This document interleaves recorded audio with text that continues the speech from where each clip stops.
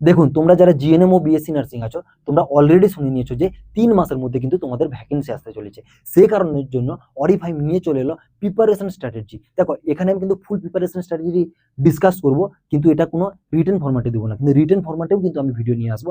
আমাদের তার জন্য কিন্তু ইউটিউব চ্যানেল ফলো করো। কেবল ইউটিউব চ্যানেলেই কিন্তু আমি রিটেন ফরম্যাটে আমি 2025 সালে যেভাবে বলেছিলাম, যেই টপিক থেকে বলেছিলাম, সেরকম টপিক থেকেই কিন্তু কোশ্চেনগুলো এসেছিল। আর যেমন কোশ্চেন বলেছিলাম ঠিক তেমনই কোশ্চেন এসেছিল। সে কারণের জন্য বলছি, চিন্তা ভাবনার কিছু নেই, গিয়ে অরিফাইম, জাস্ট ORIFYM লিখে ইউটিউবে সার্চ করো, আমাদের চ্যানেল তোমাদের সামনে চলে আসবে।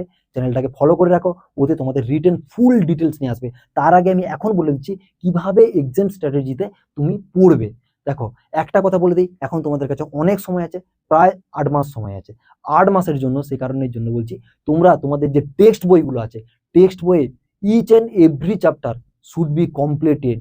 কারণ হচ্ছে থিওরি নলেজ ছাড়া কখনো তুমি কিন্তু এক্সাম ক্র্যাক করতে পারবে না, মানে পারবেই না। কারণ থিওরি নলেজ ইম্পর্টেন্ট। কারণ ওয়েস্ট বেঙ্গলের কোশ্চেনের যে প্যাটার্ন তোমরা অলরেডি দেখে নিয়েছো, থিওরি যদি নলেজ না রাখতে পারো তাহলে তো গেল।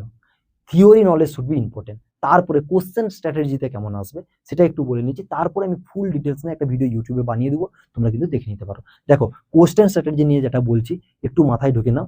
তোমাদের কোশ্চেন কিন্তু অ্যাপ্লাইড বেসড আর প্রায়োরিটি বেসড কোশ্চেন হবে।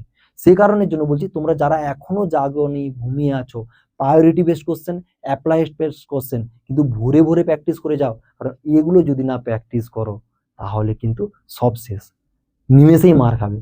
সেই কারণের জন্য বলছি, তোমরা যারা এখনো নিজে থেকে preparation now, it's the best, নিতে পারো, কোনো অসুবিধা নেই। যে কোথাও কোচিং পড়তে হবে, দেখো কোচিং পড়লে কি সুবিধা হয়, খুব ইজিলি তুমি একটা টপিক বুঝে নিতে পারবে। আর তুমি যদি নিজে পড়ো, হয়তো একটু টাইম লাগবে, কিন্তু তুমি পড়তে পারবে। যে পারবে না এটা কিন্তু ভুল কথা, তুমিও পারবে, কারণ তোমারই দ্বারাই হবে।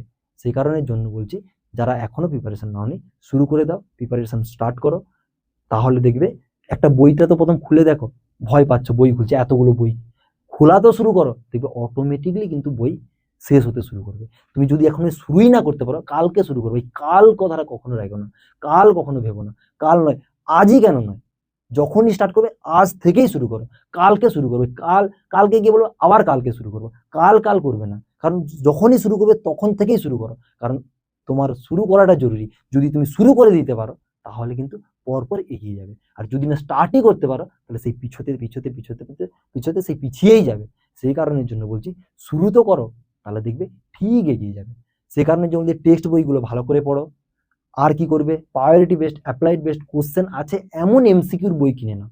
দেখো, যদি না পাও তাহলে কোনো না কোনো কোচিং সেন্টারের সাথে যোগাযোগ করে নাও, তাহলে কিন্তু তোমরা এতে কিন্তু প্রায়োরিটি বেসড, অ্যাপ্লাইড বেসড কোশ্চেনগুলো পেয়ে যাবে প্র্যাকটিসের জন্য। দেখো, থিওরি তো সবাই পড়তে হয়, কারণ থিওরিতে দেখো কোন থিওরি ছাড়তে হবে, কোন থিওরি পড়তে হবে, ইট শুড বি ইম্পর্টেন্ট। কারণ সব তো আর তুমি পড়তে পারবে না, কোনটা ছাড়তে হবে, কোনটা পড়তে হবে, কোনটা থেকে বারবার কোশ্চেন আসছে। শুধু দেখো, WBH এর তো একবার হয়েছে, অন্যান্য সেন্ট্রাল এক্সাম, স্টেট এক্সাম, তাতে কেমন কেমন কোশ্চেন কোথা থেকে আসে, সেগুলো নিয়েই কিন্তু তোমাদেরকে একটু রিসার্চ করতে হবে, নাহলে বাবু হবে না।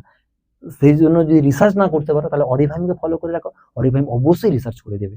ঠিক আছে, চলো দেখা হচ্ছে তোমাদের সাথে নেক্সট ভিডিওতে। যারা ইউটিউব থেকে দেখছো চ্যানেলটাকে ফলো করে নিও, যারা ফেসবুক থেকে দেখছো তারা সাবস্ক্রাইব করে পাশে থাকো। Thanks for watching.